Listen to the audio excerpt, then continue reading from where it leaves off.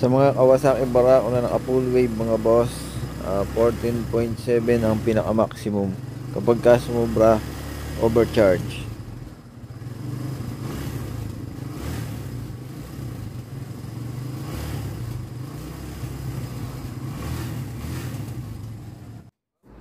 And yun ang gagawin dito mga boss, full wave. Ipo-full wave natin gamit ang Lihua na regulator, 5 wires.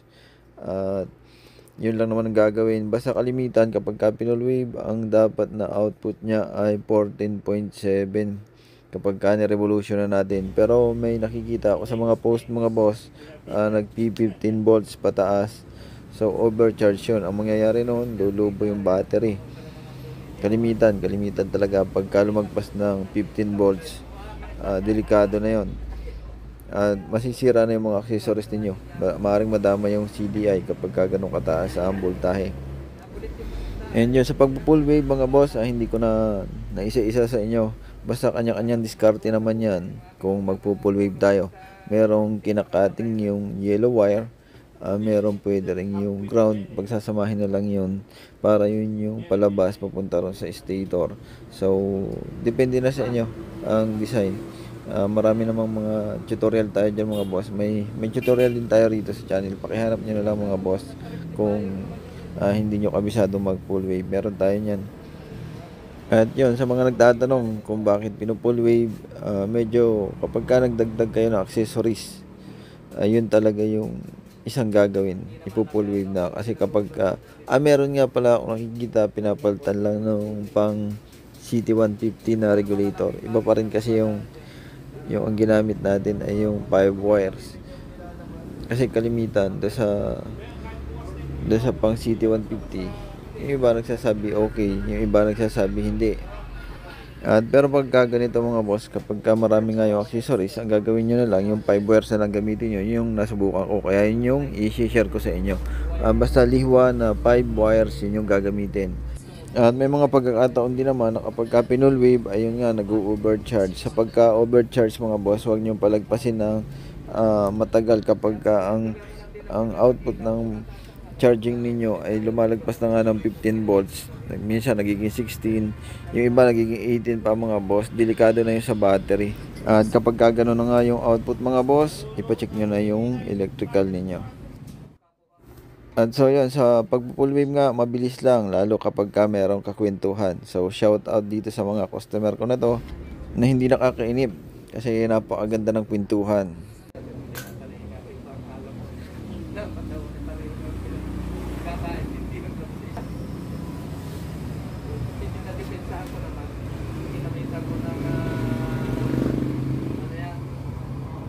Philippine Constitution, Bill of Rights. Wala. Hindi marunong mga konsehal. At ayun, habang tinatapos na nga natin ang pagpo-full wave, nalilibang nga tayong Indamanong. At sa kanyang mga kasama mga boss ay napakasarap ng kwentuhan. Talagang mamamalayan mo na lang ay patapos na pala yung ginagawa.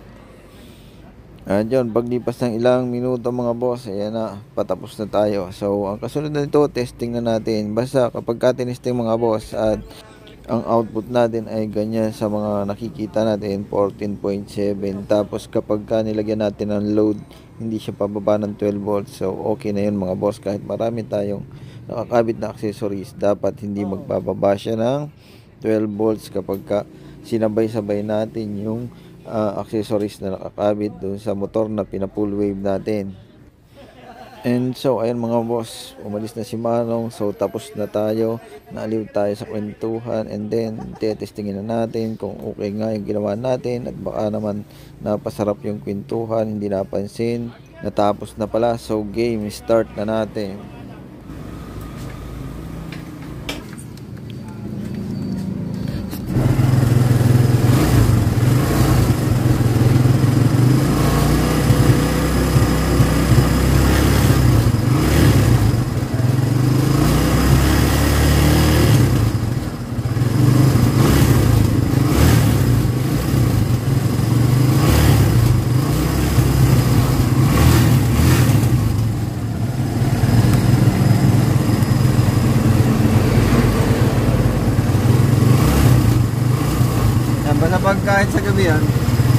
hindi na yung bababa ng 12.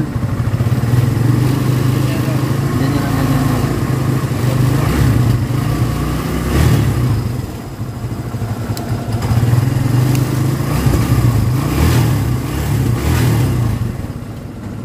Sige po, thank you.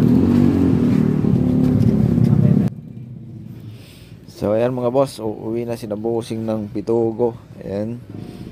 Sana ito magal yung gawa natin para masaya naman. At sa lahat naman ng ginawa natin mga boss, nagtagal naman ang mga full wave natin. Kaya yun, pare-parehas lang yung design. Regulator ang ginagamit, pare-parehas lang. 5 wires na regulator, lihwa. Yun ang ginagamit natin mga boss, share ko lang.